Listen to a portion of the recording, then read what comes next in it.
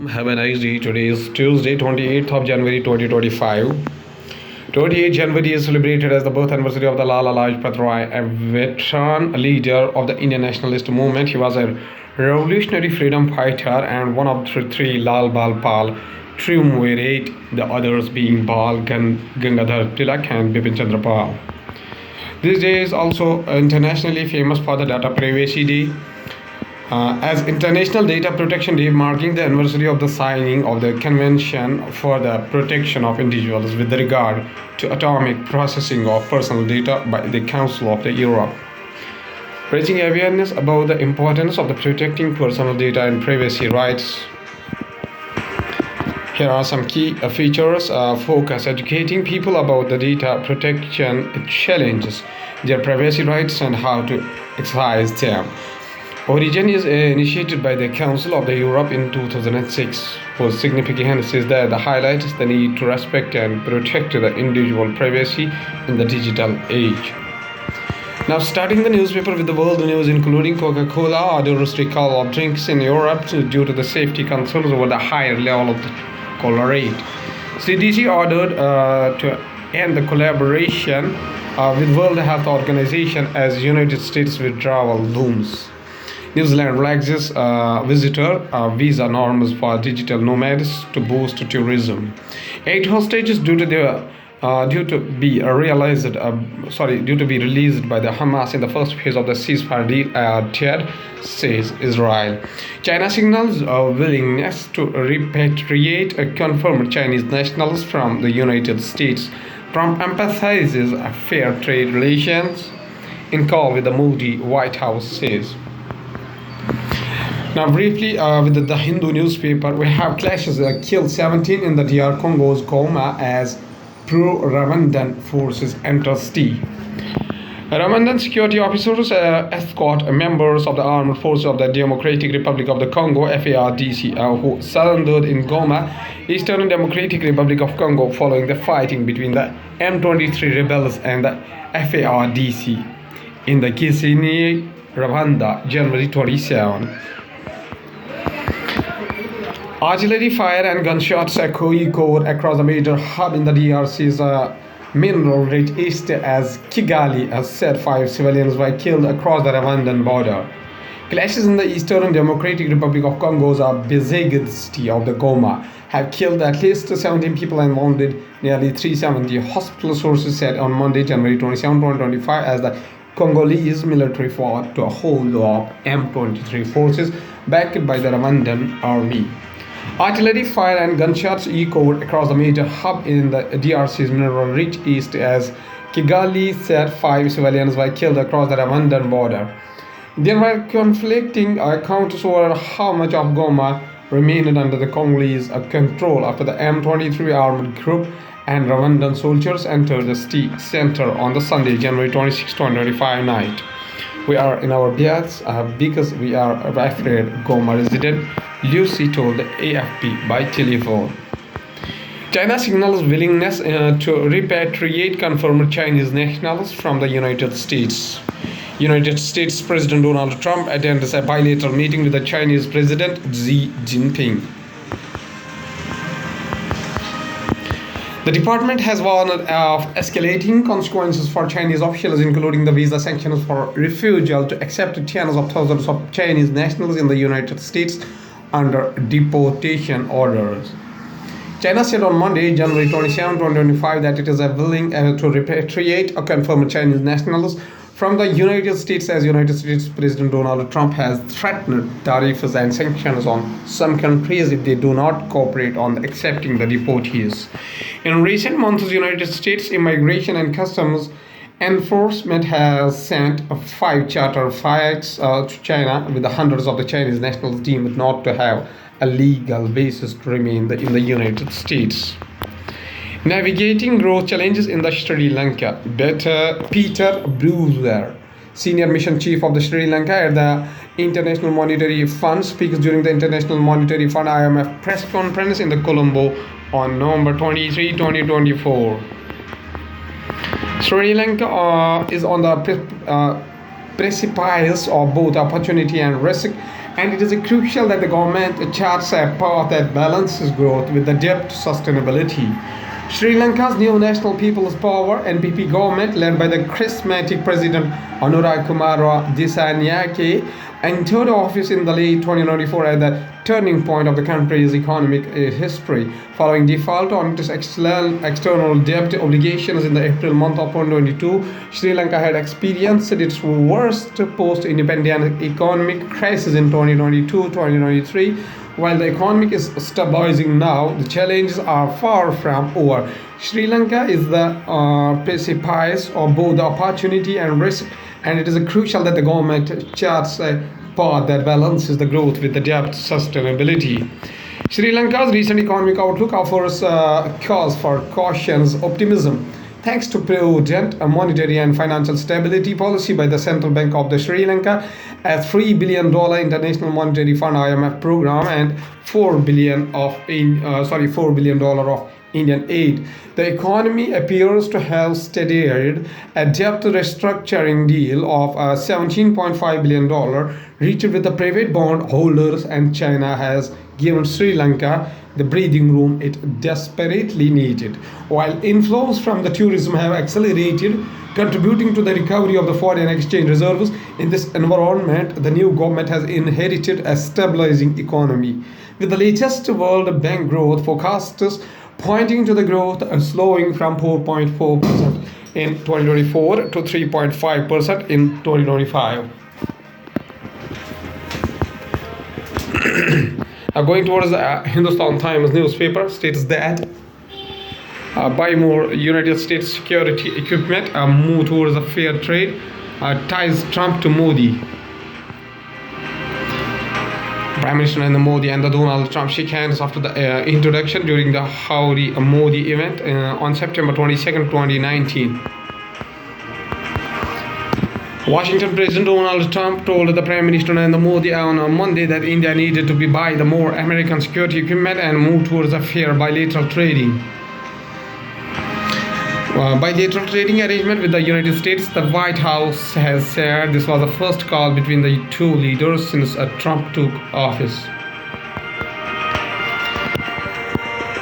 The two leaders held what the White House termed a productive call, where they expressed their commitment to the relationship and also discussed the plans for Modi's visit to the White House, underscoring the strength of the friendship and strategic ties between our nations.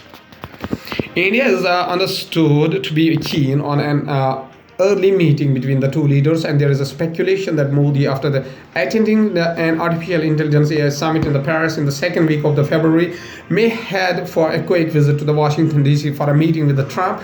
Neither side has confirmed the visit, but the White House statement is the first official indication that the visit may be in the works.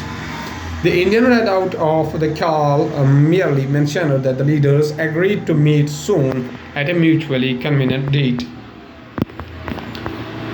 China-India will resume pilgrimage direct flights. A Chinese Foreign Minister Wang Yi with India's Foreign Secretary Vikram Misri in Beijing on Monday.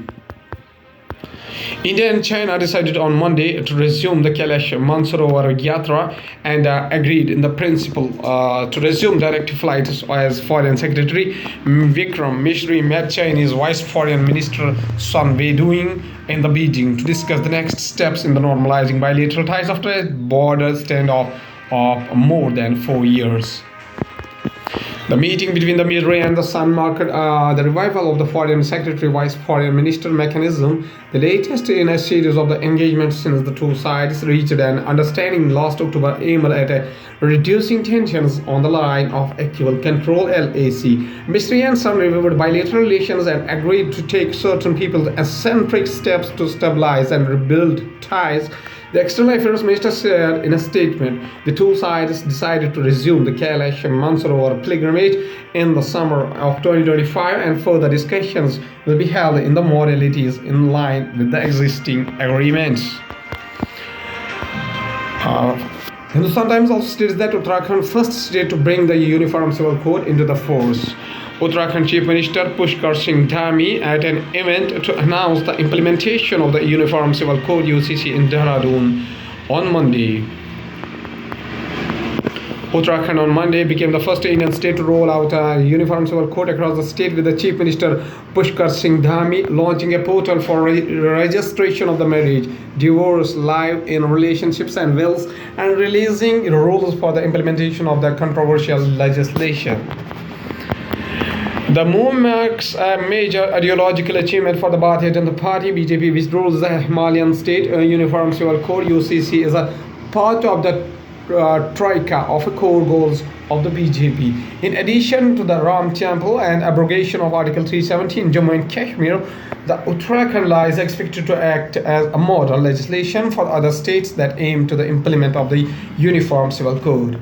In exercise of the powers confirmed by the subsection or second of Section 1st of the Uniform Civil Code, Uttarakhand 2024 Act Number 3 of 2024, the Governor hereby appoints the date 27th of January 2025 as the date on which the said code shall come into force. The notification implementation, UCC said. Dhami was the first person to register his marriage on the Uniform Civil Code portal that listed services under the 9 heads: registration of marriage, registration of the divorce, registration of live in relationships, termination of live in relationships, declaration of hires, registration of wills, appeals against the decisions, assessing data, and filing complaints. Now going towards science and tech, we have Open Artificial Intelligence Chief Altman says DeepSeek's R1 model impressive. File photo of the Open Artificial Intelligence CEO Sam Altman called the DeepSeek's R1 AI model.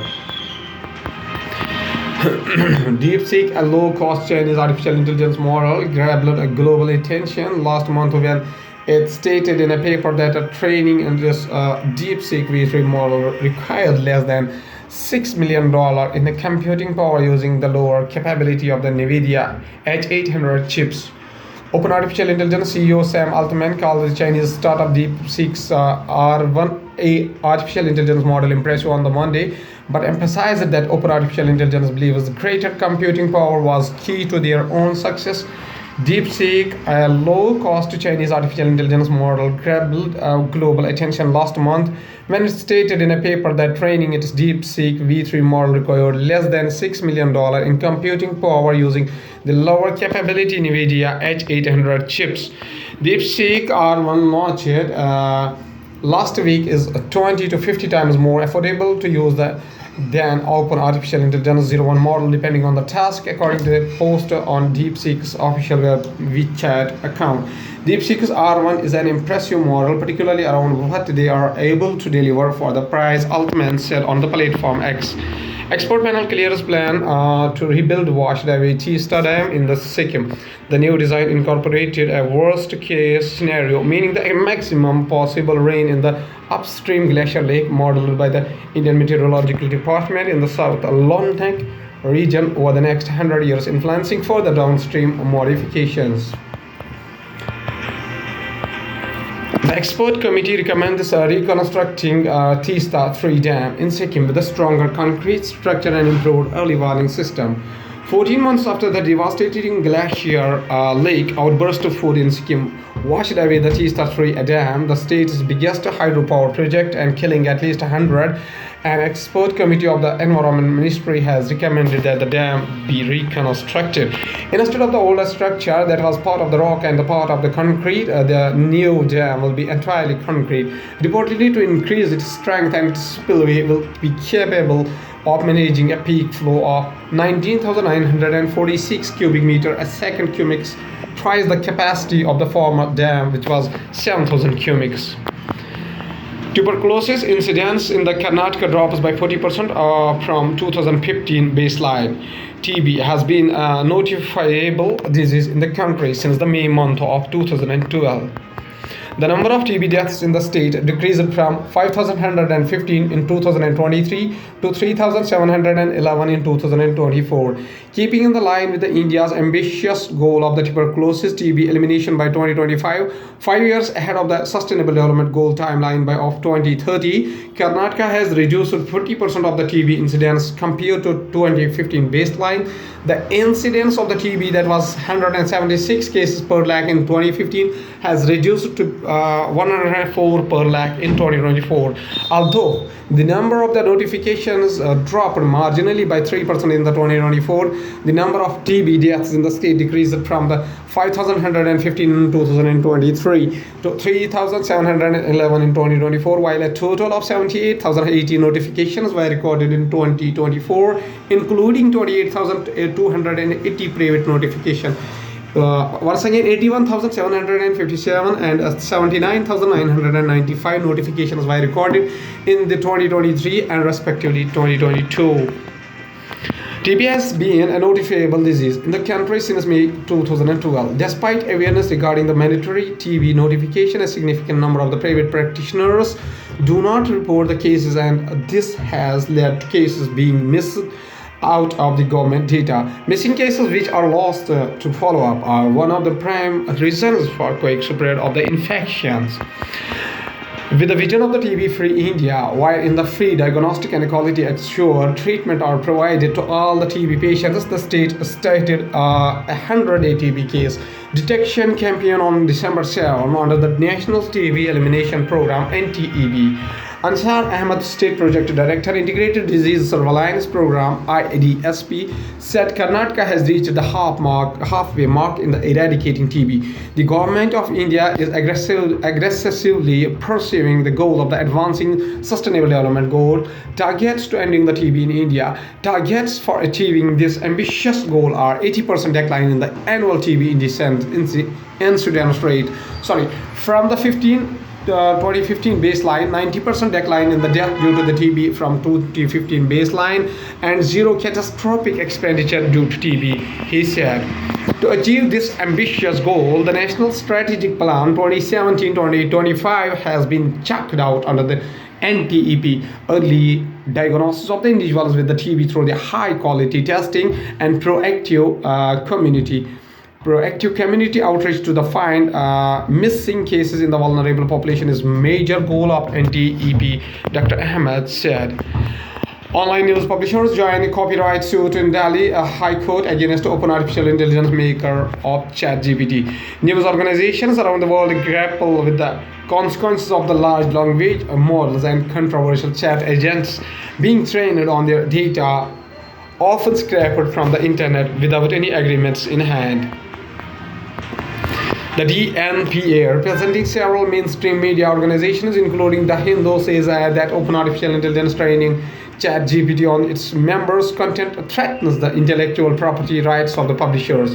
The Digital News Publishers Association (DNPA), which represents the digital arms of the several mainstream TV and print organizations in India, has intervened in a copyright lawsuit against the open artificial intelligence, the firm behind the ChatGPT. This intervention highlights the significant concerns expressed by the digital news publishers about the unauthorized mass copying and use of copyrighted works to train artificial intelligence models, including OpenAI's ChatGPT models. The DNPA said in a statement. The Hindu is a member of the DNPA. The intervention was filed in an ongoing case initiated by news agency Asian News International (ANI).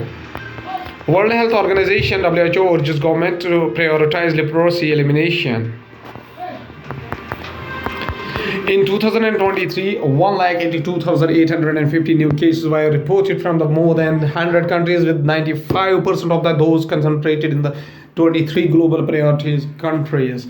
The World Health Organization (WHO) has requested governments to prioritize leprosy elimination and ensure sustained funding for the surveillance, treatment, care, and support, while calling upon them to include those affected by leprosy in the leprosy in a policy and a decision-making processes.